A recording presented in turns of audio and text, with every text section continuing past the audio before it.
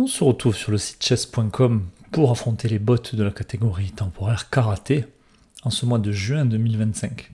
On a 5 bots ce mois-ci, un qu'on suppose imbattable, Sensei, et puis on a des bots allant de 450 Elo à 1800 Elo. Pour aujourd'hui, on va avoir une partie normalement relativement rapide face à Dave, ceinture blanche. White Belt Dave. Bon, je vous propose de commencer sans plus tarder. Et on va voir si ce bot à 450 Elo joue à ce niveau-là ou joue un petit peu mieux. J'ai l'impression ces derniers mois quand même que les bots avaient tendance à jouer un petit peu mieux à classement équivalent. Donc on va voir si ça se confirme ici. Alors on joue D4 très souvent. Le coup standard c'est de répondre par D5. On va le faire ici. L'adversaire qui nous joue le gambit dame, on va le refuser. On pourrait l'accepter d'ailleurs à ce niveau-là, on n'a pas peur, même si on connaît rien. Mais bon. Pardon. Allez, la pression qui est mise au centre. Peut-être fermer la pyramide, je sais pas. Développer le cavalier aussi, ça défendra le pion. Si on craint pas grand-chose.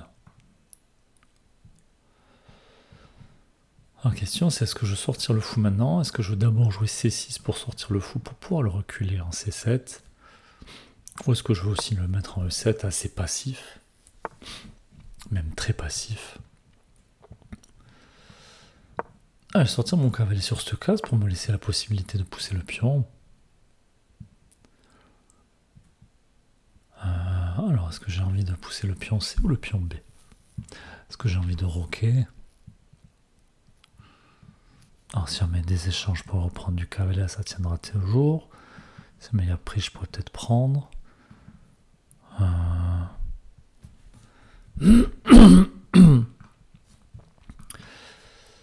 Peut-être que si j'avance le pion B, ça va empêcher l'adversaire à venir là, mettre le fou en fianchetto et peut-être envisager de prendre. C'est l'adversaire qui prend d'abord.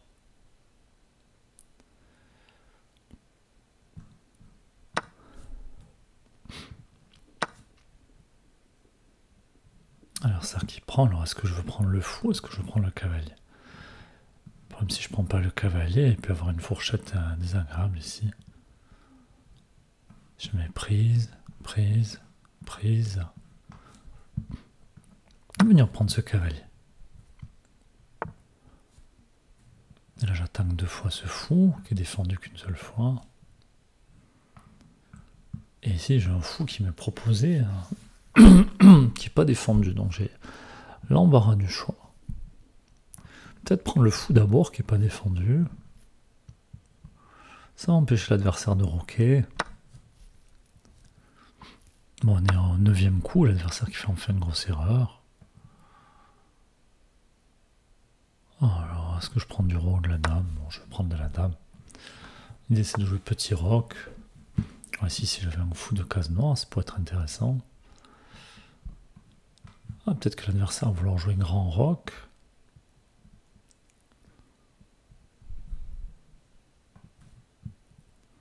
Puisque je l'empêche de jouer petit roc.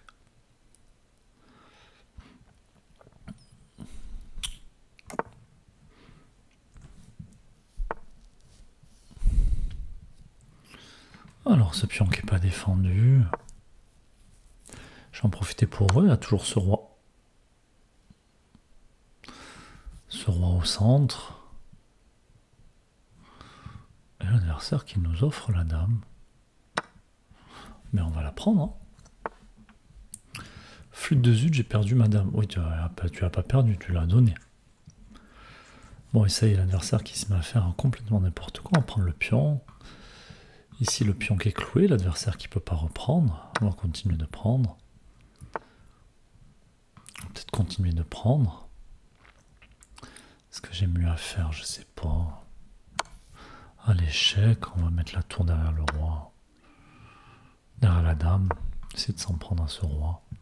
Attention, ici, c'est tenu par le cavalier, mais ça, par contre, c'est un cadeau.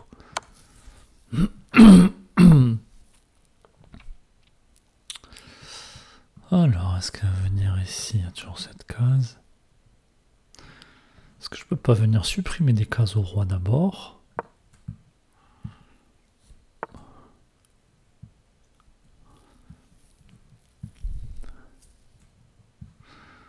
Alors ici, ça laisse cette case.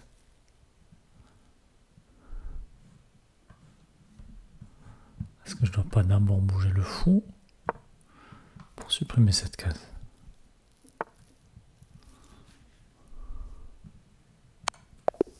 Échec et mat. Ah non, j'ai d'abord placé le fou pour empêcher le roi de fuir par là, puisque après, toutes les cases étaient contrôlées. Bon, oui, 450 élo, je sais pas s'il vaut beaucoup plus. Apparemment, il y a une gaffe. Est-ce que c'est de notre côté? Je sais pas. Qu'est-ce qu'on aurait raté?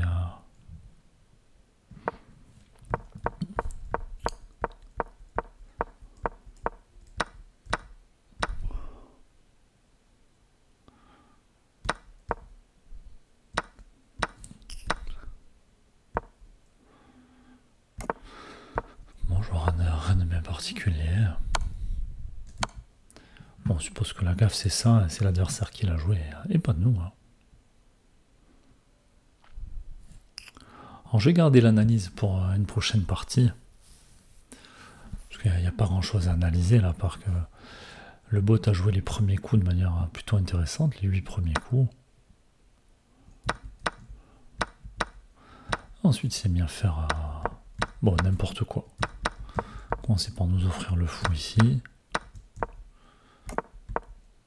Et alors, ce coup-là, j'avais pas vu arriver.